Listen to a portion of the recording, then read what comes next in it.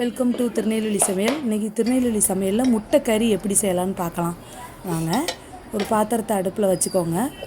அதில் குழி கரண்டிக்கு இல்லை 3 கரண்டி எண்ணெய் ஊற்றிருக்கிறேன். ஆயில் அதிகமாக இருந்தால் கறிக்கு வந்து சூப்பராக இருக்கும். அதில் பெருஞ்சீரகம், பட்டை, கிராம்பு, ஏலக்காய் போட்டு ஃபஸ்ட்டு அது நல்லா வதக்கிக்கோங்க. அப்புறம் நல்ல 2 பெரிய வெங்காயம் குட்டி குட்டியாக நறுக்கி எடுத்து வச்சுருக்கிறேன். அந்த பெரிய வெங்காயத்தையும் போட்டு நல்லா வதக்கிக்கலாம்.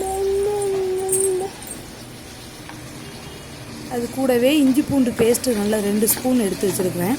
இந்த இஞ்சி பூண்டு பேஸ்ட்டும் போட்டு நல்லா வதக்கிக்கலாம். அங்கே பாருங்கள், அந்த கேப்பில் 3 முட்டை அவிச்சு வச்சுருக்கிறேன். அந்த முட்டையை இருக்கட்டும். நல்ல பெரிய தக்காளியாக 3 தக்காளி பழுத்த பழமாக எடுத்து நறுக்கி வச்சுருக்கிறேன். அதையும் போட்டு நல்லா வதக்கிக்கலாம். தக்காளி வந்து சீக்கிரம் வேகாது, அதனால் அதுக்கு பொடி உப்பு கொஞ்சம் எடுத்து போட்டுக்கிறேன். சால்ட்டு போட்டுட்டு அதுக்கப்புறம் நல்லா வதக்கி விடலாம்.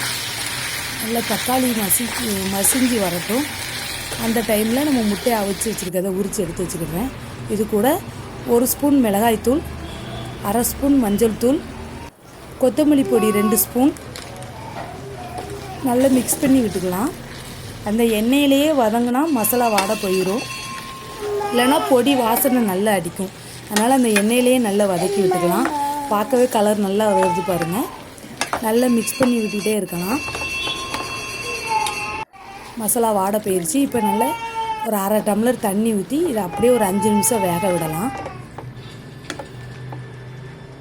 நல்லா கொதித்து வரட்டும். அந்த டைமில் நம்ம முட்டையை அவிச்சு இப்படி உரித்து வெள்ளை கருவை மட்டும் நல்லா நேராக நறுக்கி எடுத்து வச்சுருக்கிறோம்.